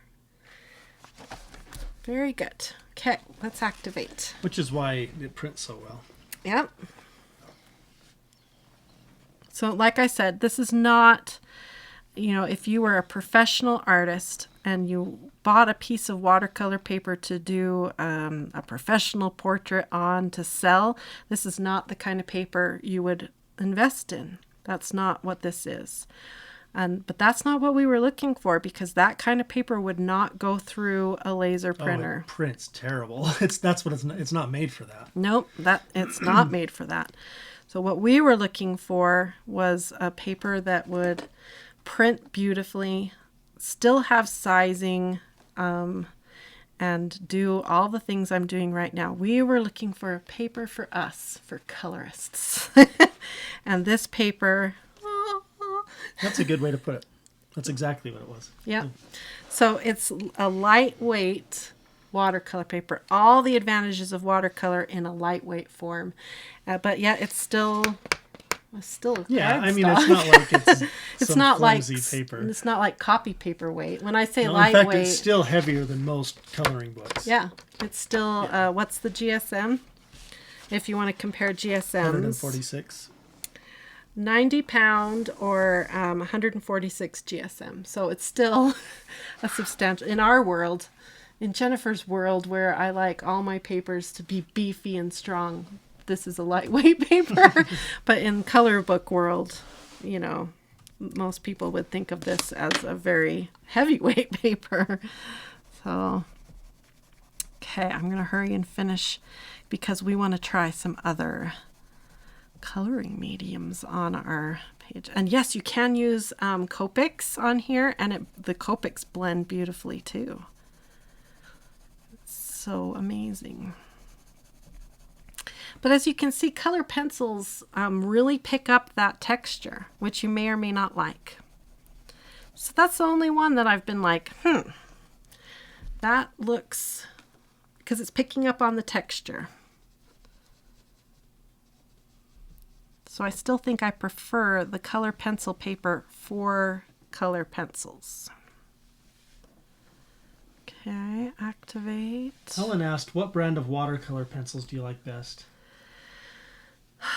I have several. I don't have an absolute favorite. I really love the Inktense because the colors are so intense. But there's a lot of really good brands of water-soluble pencils. So I don't have... The only ones I don't really like are the really cheap ones. Don't buy cheap ones. I've bought some really cheap ones and they were a mess. The other ones I'm not a huge fan of are the Prismacolor ones. They seem sort of chalky to me. I don't like that. So, but all the other ones I've ever tried are decent. They all kind of land in the middle for me. But the Inktense, the Derwent Inktense, always seem to win out as far as the strength of pigment. But technically they're not watercolor. They're the ink. So they do supposedly dry permanent, but we've had that discussion before. If you don't activate, if you look at this right here, I didn't activate every last granule of pencil there. So if I got this wet again, hoping that this is permanent and it wouldn't mix in over here, it would activate. There are granules of color there that would still activate. So that's the problem with Inktense and depending on them being permanent. You have to activate every last granule of the stuff you lay down. Now you can avoid that if I were to touch onto the tip like this and pick up the pigment and then go down to the watercolor paper like that, then I know I've activated every bit of that ink because it came down wet and activated. That's the way you avoid any unactivated granules, doing it that way. So, like I said, it's not a true watercolor product. It's considered an ink. but I can still lift it while it's wet, just like that, to get my last little bit of gradient. So does everything I want a watercolor pencil to do. So I'm quite content with these. They're a little bit pricey, but every good artist quality product is, and I tend to use these. Very little of the product goes a really long way because it has so much pigment in it. So okay, shall we use some of these Neo colors for the blue? These are Caran d'Ache Neocolor 2 Aquarelle crayons, I guess we can call them. They call them water-soluble wax pastels, not crayons. Water-soluble wax pastels. Steve helped me pick these out when we went to Blick with Polly. I showed these off to you guys last week when we had Polly here. These two colors are bleu and light bleu. That's the French. I have to say it in French for some reason. Okay, let's try these on here. Oh, we're getting some good texture showing up here too. I put a little of the dark blue down, a little of the light blue. I basically do the same technique here. And the reason I'm going back to blue is because my color scheme I'm working on here, I want the blue to be the mother color or the dominant color. Bring that all the way up here and let's activate. Come on. Whoa. Donna asked, what about Faber-Castell watercolor pencils? Nikki mentioned the Albrecht Dürer, and that's what we got, right? Yeah, when we were at Blick, I bought, I think 6, right? Albrecht Dürer. Albrecht Dürer. I think. So I haven't had too much experience with them yet, other than some minor swatching last week. So a really great place to go and ask your specific questions like this is over in our Facebook group. We have some amazing colorists there who, a lot of them have these products. And if you're on the fence about purchasing them and you want to ask some people who actually have the products, their experiences, if you think you found a good price and you want to double check with everybody, did I get a good price? That's a great place to go and ask. And the people in that group are just so kind. They are so supportive. If you decide you want to try posting some of your coloring pages there, it's such a great place to try sharing your art and get some feedback. And they're just such kind people there. We have the best group. So I highly recommend checking out that group. Obviously, we can't answer every product, and I don't have every product here in my studio. Oops, I should have gone light blue up there. Oh well. So that group, though, is a great resource for questions like that. Highly recommend asking all those amazing. We got Polly there, who has so many awesome art supplies, and oh, so many people there. Jill and Carolyn, and oh, I could just name so many names of people who are there. Let's see if I can lift that mistake off. Pretty good. Great. Teresa says she's really liking those Neo colors. Oh, man. I know. Now she's feeling like she has to get them. How many colors were there again? I can't remember, but these are just pigmented. Yeah, those are, aren't they? I'm having to pull back the color like crazy. I keep having to tap off the color to get the gradient I want. I keep having to, whoa, Nelly, pull that color back to get just the light gradient. That's my kind of tool that you're always pulling back rather than, come on, do something. Anyway, that's pretty fun that it does that. I like a tool that just goes for it. I still need to go buy myself a cheap Crayola crayon sharpener to sharpen these. That's what everybody was recommending. Karen says that she just bought herself a set of Neocolor 2 for her birthday. Not a full set, but a good number. Love them. Awesome. Yeah, see, look at that. It just goes and goes.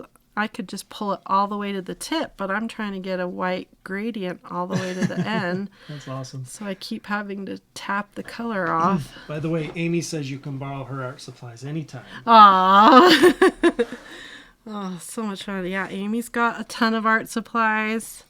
Speaking of getting help in our Facebook group, Jennifer says, yes, I just asked about recommendations for chalk pastels to use as backgrounds. Awesome responses. That's so great. Yeah, I wish I could be in our groups more often and more active, but I just don't have the time.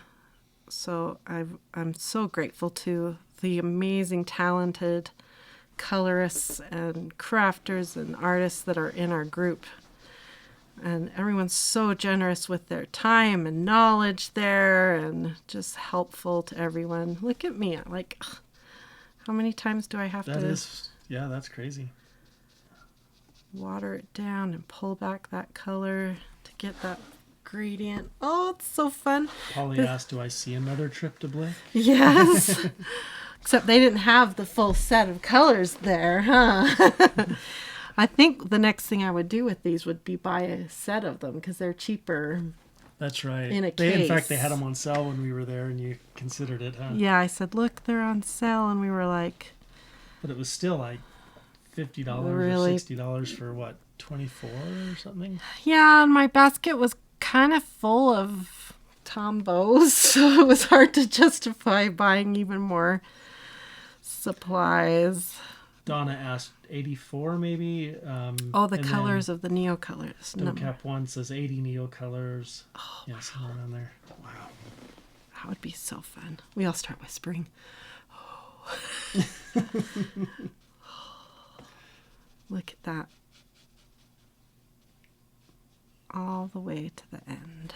Okay, one more little section, and then we need to know what to do in the middle. What do you think, Steve? We could use the Neocolors to do an orange center. Yeah. Or a blue. Mother color is blue. Do I need to do a blue in the middle? If it's the mother color, probably. Or we could do orange in the middle and then do a blue background. Yeah. Oops, I started and I pulled the... That's all right. Blend it out. Blendy, blendy. I'm a little bit messy here, but that's okay. I'm not messy, I'm painterly. That should be our new term. When we're being messy and we don't want to admit it, we'll just call it painterly. Patty confirmed 84 Neo 2. Okay, and I think there's some... Is there metallics in the Neo 2? Or am I remembering? I think I'm thinking of the marabous. Okay, I think we'll do orange in the middle and reserve blue for the background. Because I have these two Neo colors. I have orange, no, fast orange and flame red. Whoa. Let's see. Gary said last week you were all asking about the Neos, and did you see the response about wiping the wax coating off of them when you first get them before using them? Yes, I did. If you look, there's like this powderyness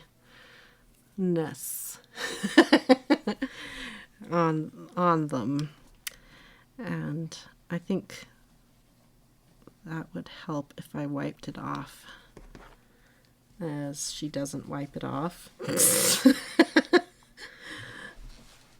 Okay, let's activate it. Oh. Oh. Okay, come on. We want to reserve some white here. Back up, color. Back it up. Back it up. Back the train up. Then we'll come back with a little bit more in the middle. Oh. Wow. Okay, smooth that out now. Doesn't want to smooth out. Oh. There it goes. Oh, that's so satisfying. Okay, Blendey, blendey, blendey, blendey. Okay. Okay. Now we need something to splash blue across the back. Now, I know that's what I was going to say. I know Polly would be excited about those. I can't stop giggling now. I'm kind of excited about it. Okay. These are the Kuretake pearls. We've played with the Kuretake Starry, the starry ones before. So I've never opened these. These were donated to me by Jill Nelson. Thank you, Jill. And I'm so excited. Okay. Uh-oh. Uh-oh. Oh, let's try the other end.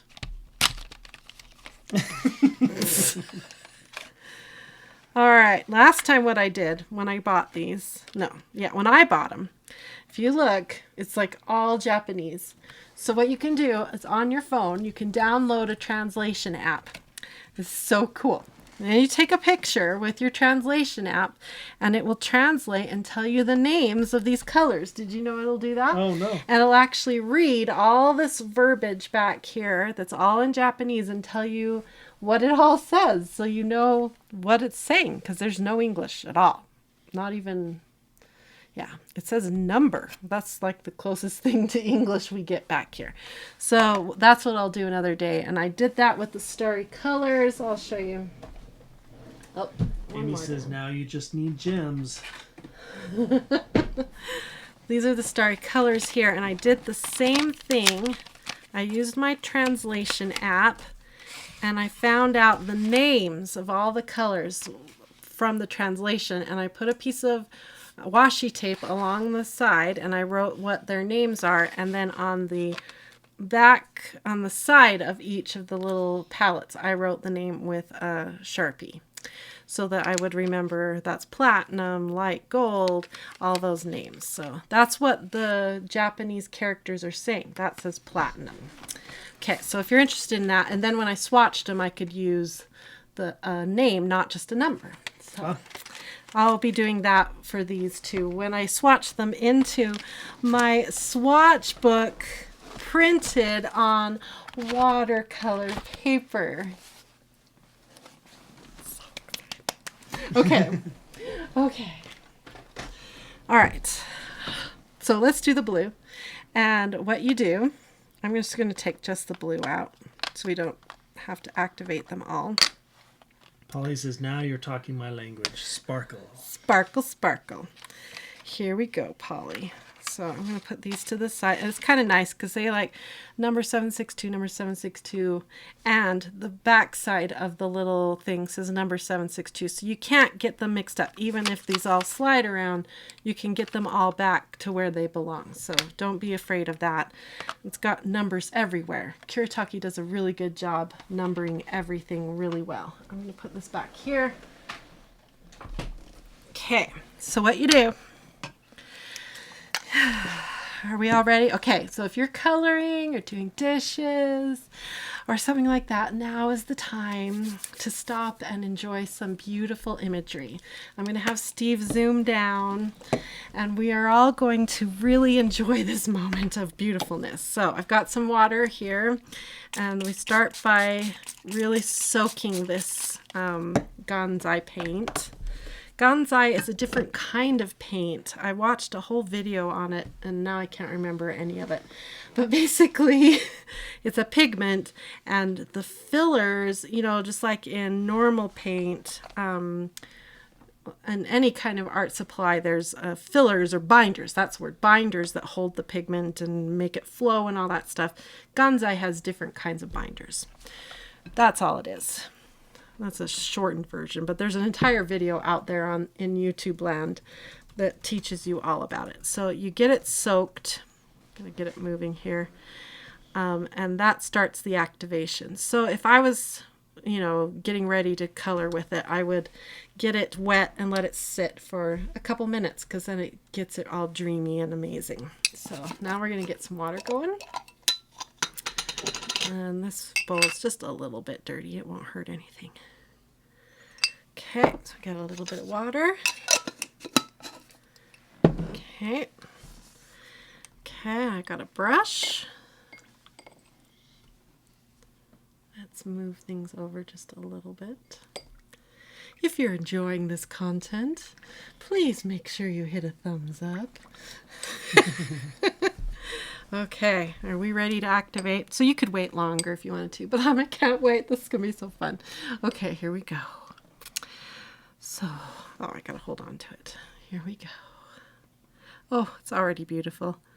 Oh. Oh. So then you activate it and you get it going, and this becomes your paint. And you stir in the water and it gets all the metallic up and into the water, all the pigments and everything ready to go. And this becomes your paint. It really only activates the top layer of the paint. And now if you walk away, this will just dry back down and you didn't hurt anything, you didn't damage anything, you just had fun playing with your paint. Isn't that delicious and gorgeous? Oh my goodness. It's beautiful. Okay, now I don't want to use it full strength. I want to use a watered down version. So we're going to bring up a palette. This is my white luncheon plate. So we're going to shift and just pick this up, put it on here with my water so we have everything together. I want to use a watered down version. So I'm going to put a puddle of this paint over here. Okay, nice big puddle of it. Oh, look how pretty. Oh, satisfying. Yes, we've reached the part of the video where Jennifer starts to whisper. Oh, can we just, oh, it's beautiful. Okay, now we need a little bit of water, which I'm just going to grab it like this. Get a little water. Make it bigger. Look at that water. That looks so amazing. Can we just I'll stir this and let you guys look at that while I stir this. Okay, so I'm watering this down. So we have a nice wash. There's like a piece of big glitter. I'm going to pull that out. Okay. Oh, gotta stir that again. Okay, yeah, this is just beautiful. Oh, this is just lovely. Right. Okay, now we're going to move over here. Now we're going to do a wash. Am I embarrassing you? Oh, this kind of thing just makes me happy. It's really pretty. Here we go. Now, hopefully I watered it down enough. What I'm going for is enough of a color difference from the blues we've already put down. We don't want it to be the same blue. We need it to be a different blue. That's what we're going for. Kind of like what I did on the mandala on the back wall. Same feeling, but a different tone. Okay, here we go. And we're just going to wash it in. Nikki said that if you add a drop of glycerin into it, it'll carry the shine farther and will dry down tacky instead of hard. Oh, we're so going to try that another day. Now we are going to be getting right to the edge this time. So I am going to lay my plastic in. This is going to protect the coloring page below it from any stray paint. Okay. Keep this paint going here. I got to keep stirring it because the metals, they sink. So you got to keep it moving.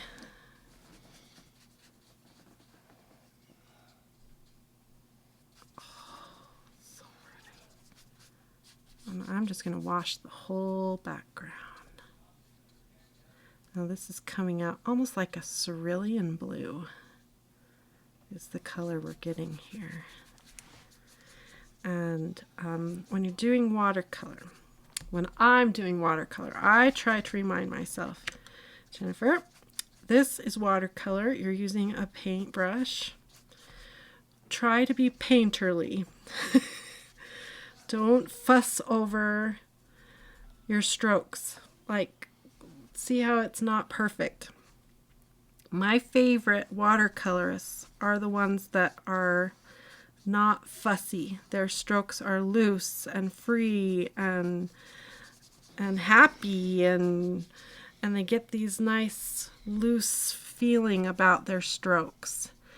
I love that look. Now, if you don't like that look, then don't listen to this advice. But I love that look. It gives nice texture to the background, a nice feeling. So that's what I try to remind myself. It's really hard because I like to go in and like block out the color as perfect as possible, especially if I'm using like alcohol markers or something. So gotta kind of like remind myself, talk to myself the whole time. Be loose. A bigger brush probably would have helped. I'm just using an 8 round. A bigger bristled brush holds more paint and would cover more with every stroke.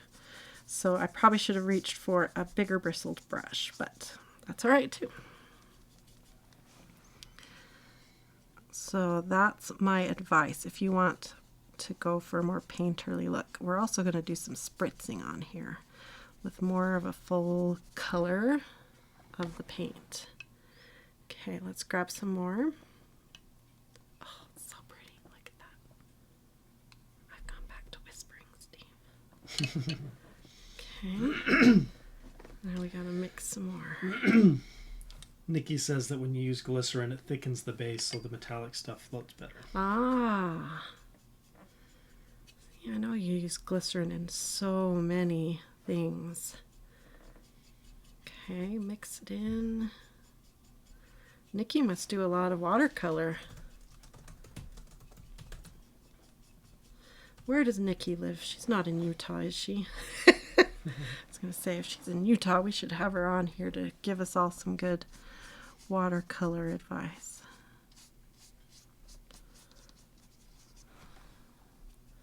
So the good thing about what I'm doing right now is you guys are going to see what happens when you do a full wash onto this lightweight watercolor paper. The amount of buckling we get, if any, because I haven't taped it down or anything. I'm just going for it.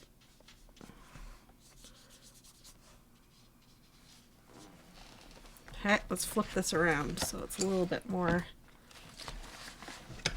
correct here for my angle. Ganzai. I like saying that word.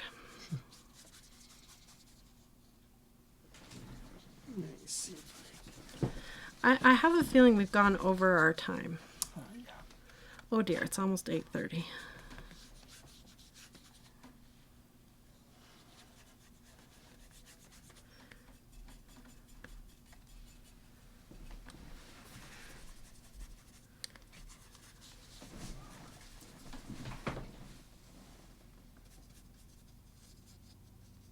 She says she's in Seattle. Sorry. Ah. Well, maybe we should go to her. Road trip.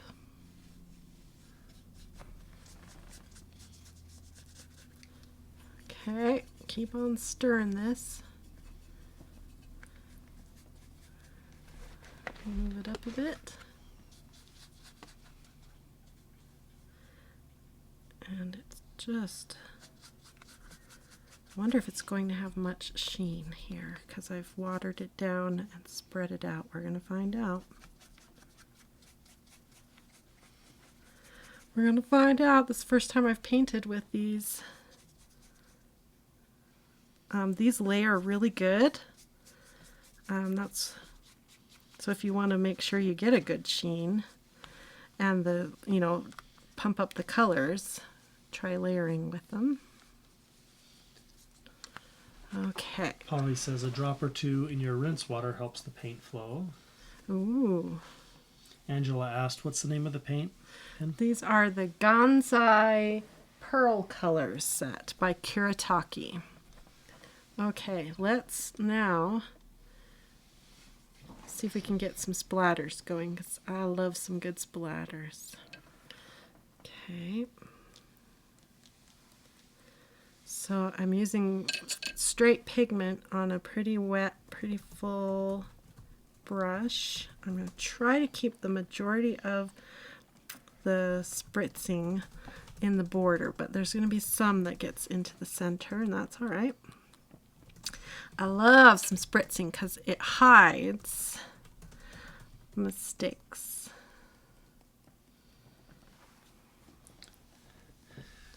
Sue asked, so you can use markers on watercolor paper? Yeah. I tested Spectrum Noirs, the Blick Studio, Copics, and Sharpies all on it to make sure it worked well, and all of them performed really well. Seems like, was it the yellow?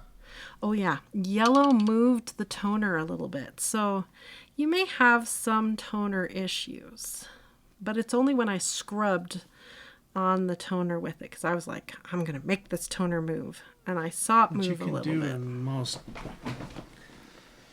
Yellow's problematic on a lot. We even did that in a coloring book we bought that was at the store.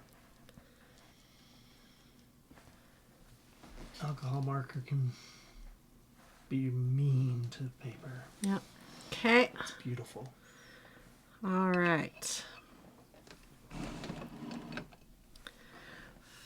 Okay, heat gun time. I'm going to take that away. And then we're going to move it in the light and see how the shine does. So I think Amy had an idea earlier about your little oopsie spot, about drawing a flower on it or something. Oh, that's a good idea. Yeah, I'm looking at it now and I'm thinking, oh, I should bring in some gel pen and add some details now. Like, we could go now and add a whole bunch of details if we wanted to, or you could stop here. And my entire work surface now is covered in blue speckles. Sparkly blue speckles. Okay, I'm going to dry the back side as well, because that helps with curling. At least that's what I have found.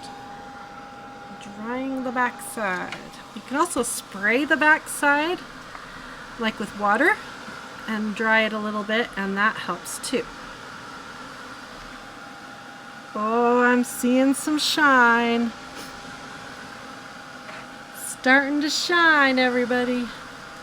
Like the top of the Chrysler building. Oh, that heat gun is amazing. All right, let's move it in the light and you can see the shine. Look at the shine. Look at that. Wow. That is so cool. Oh, it needs bling in the middle now, huh? Oh, we can't not add a little bling. Okay. I've got my Sparkle Pop gold pen and we're just going to hit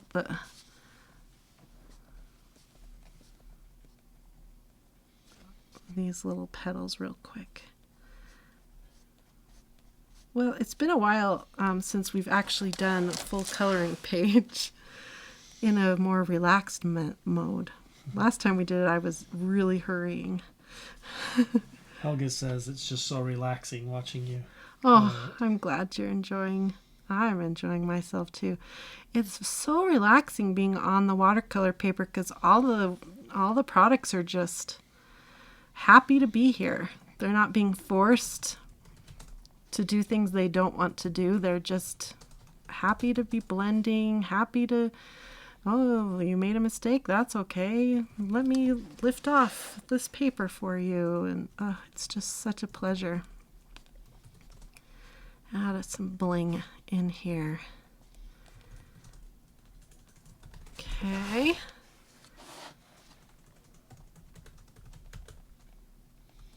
Gotta add bling. So this is, what would we call this? Triadic? Is this triadic then? Is that what we did, you guys? With the mother color being blue? You're saying very pretty, awesome, gorgeous, just gorgeous, stunning. Wow, so pretty. We did good. We're a good Leslie team. said that she could see it shine as you were drying it. Beautiful. Love the colors. We are a good team. Donna says, my mom had a lot of silk ribbon flowers sewn on her blouses. Every time a food stain got in them, she'd cover them. That's awesome. Janet says, love watching you color. Leslie, wow, so pretty, Jennifer. Thank you, everyone. Oh, here's a good purple. Polly says, so happy you like the heat tool. Oh, it worked so good. Thank you so much, Polly. And it was so nice and quiet. Add a little purple bling on here, too, to help set off our accent colors. Dough Cap 1 says split complementary. Is that what we did? Okay, split complementary with the dominant or mother color being blue. Okay, I'm just going to do one dot at the end of each of these. Uh-oh, Angela's trying to stoke everybody's FSS. Oh, no. She says Amazon has all 3 sets for $26.99. Of what? I think she's talking of the Gonzai Oh. Tambai. Let's bring in, this is kind of a deep orange. I'll do a dot here and a couple dots out here. Oh, I mean, this has just been a pleasure to work on this paper. I want to look at the back. I'm really curious to see how the back did. The only thing we haven't really tested on it is the alcohol markers, so we need to do another live event where we do alcohol markers, huh? Helga says that you're one of her favorite teachers. Oh, one of the best art teachers. Oh, thank you. Okay, let's move it in the light and see. Okay, yeah, a little bling showing up. I feel like it needs more bling, but I think we're good. Amy says, I have all 3. They're so worth it. Couple of duplicates, though, throughout the sets. That's interesting. Oh, that blue is just pretty. Oh, my goodness. Hold it up this way. Oh, look at that. It's like the map stuff looks like it's like coming forward. Yeah. Can you see that? Oh, that is just really neat. And like the places where the white of the paper is showing through gives this really cool texture. And oh my goodness.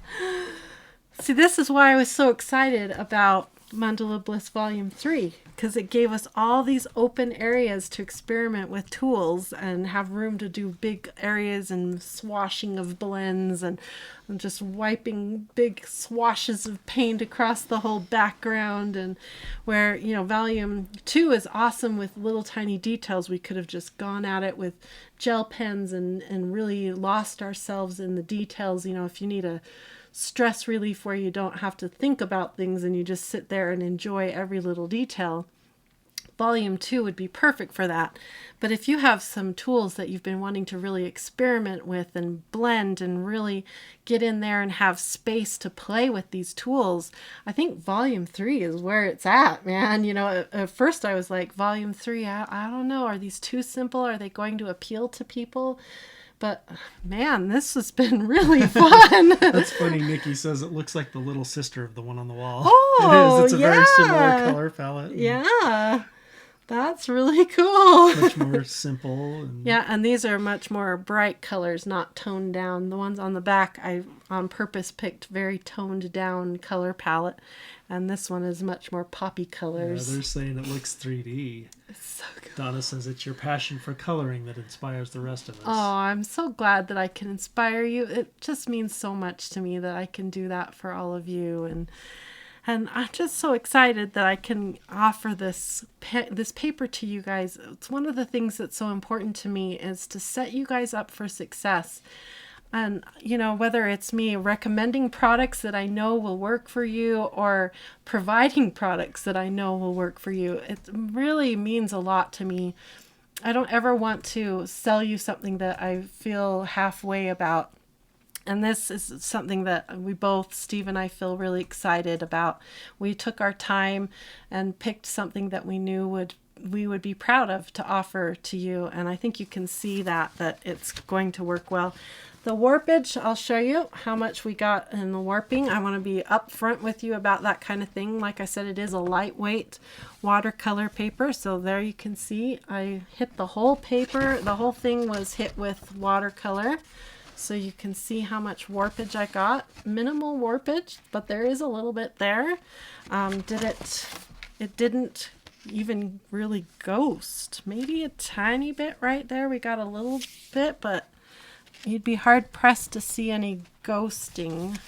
Got a little leak through there, but that's because I was being sloppy. So that's what this lightweight watercolor paper is doing. So I think I've put it through its paces so that you can see what it is that you're getting. I'm proud of it. I'm proud of these 2 new books. I think either one that you get, you're going to be happy with. And I'm excited for them to roll out. So like Steve said at the beginning, if you want one of the books right away and you don't want to wait, then don't order the watercolor paper, because the watercolor paper isn't in the print shop quite yet. If you want the watercolor paper, get your orders in, because we have a limited quantity of the paper coming in. There's going to be enough that we can fill a lot of orders. So don't feel like, oh no, if I don't order tonight, I'm not going to get any. Don't feel like that. We did order enough paper to fill a lot of orders, but there is a limited quantity coming. Once that paper's been used up, of course, we're going to order more, because I think we're going to use it up quite quickly. I may use it all up myself. I might just have all of them printed in more watercolor paper. So, like I said, though, if you want a copy of this book and you want it right away, then order it in a different kind of paper, and just order non-watercolor paper, and then Steve will print it and ship it out to you right away. If you order anything with watercolor paper, that shipment will be delayed until we get the watercolor paper in, and Steve will be sending out emails to notify everybody once the watercolor paper is here, and you will get notified once your shipment is being sent out. Of course, if you ever have any questions, don't delay. Send Steve an email and he will get back to you. So we're so excited about this. The other thing to remember is that we are going to be offering watercolor paper as an option when you order a custom coloring book. Remember, we have that fantastic software that allows you to custom build your own coloring book. Now, the watercolor isn't an option there right at this moment, but within the next day or two, that option will be there. So if you want a custom coloring book with watercolor paper, hang in there just a couple more days, and then it will be an option that you can check and get your watercolor paper that way. So Steve will also be sending out an email to let you all know when that option is available. So I highly recommend getting a book or a swatch book or both in watercolor paper, because you're going to love it.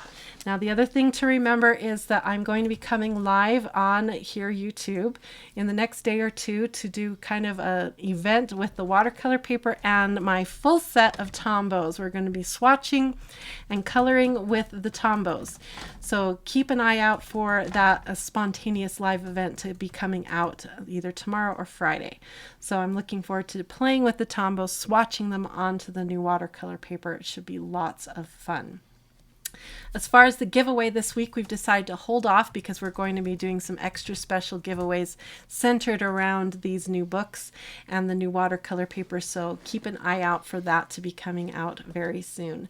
So we're very excited to be doing that too. So hopefully you're as inspired as I am. It kind of reinvigorates me with all of my water-friendly art media. It makes me want to get back into them and, delve deeper into them, because it makes everything a little bit more approachable, a little easier. I don't have to force them. So that's really exciting to me, and I'm excited about that. So I'm excited for you to be able to try your water-friendly media again on the correct paper. Like I've always said, It's not your fault. It's probably your paper's fault. We pair up the right art supply with the right paper and magic happens. And that's what I'm hoping for you, that will happen when we get the right paper in your hands. So I'm excited about that. Is there any last minute questions or comments I can address? Just that Nikki says, now I need paper. Yes. Yeah. Gary asked, what does the starry group look like? The starry group of paint, the Kuretake, is that what? Maybe. If that's what you're asking, I can show you. They're Sorry, right Gary, here. is that what you were referring to? Well, whether you're referring to that or not, you're going to see. That's them. probably what it was. Okay, this is the starry colors, and I'll get the other ones too so you can see the pearl. Those are the two I have. And the blue belongs right here. It's still drying. And that's the blue, the pearl colors. The starry colors are lots of gold colors. And they're beautiful. They work just like the blue I just showed you, and they really benefit from layers. If you want to get a deep pigment color, the more layers you lay down, the better. So work in light layers and build it up, and you'll get a nice deep color. That's how I work with these paints. And oh, they're just beautiful, and sometimes it's fun just to activate them and just play with them because it's just fun. I mean, look at this bowl of, you stir it and all that metallic goodness comes back up, and oh, that's just That is just really just satisfying. fun. They're just fun just to own, Lots just to of play with. thank yous, and they really enjoyed it tonight. Good. Since live stream. I had a lot of fun too. So much fun, in my work area is total disaster of beautifulness. Blue specks everywhere, and I love it. So hopefully I'm not too messy, but who cares? It's so much fun. So thank you. I think we have a few thank yous. Did you write their names down, Steve? I did. We have some people who donated to our channel tonight, and we want to say thank you. Steve, you want to say thank you? Yeah, thank you, Don, Marcy, and Polly. Don, Marcy, and Polly, thank you so much for your support of the channel. We really appreciate it so much. And I mean, and I know there were several who also said they went out and bought a pre-order for a book. So that's thank so you to them. exciting. I Thanks for your can't support. wait. Oh, you guys are going to love it. So we can't wait to get all this in our hands. Now we just got to wait for that paper to show up. Hopefully it'll come faster than expected. Steve's been on the company. Yeah. He's been like, did you get our email? Did you get our email? Did you get it? Okay, now you got it.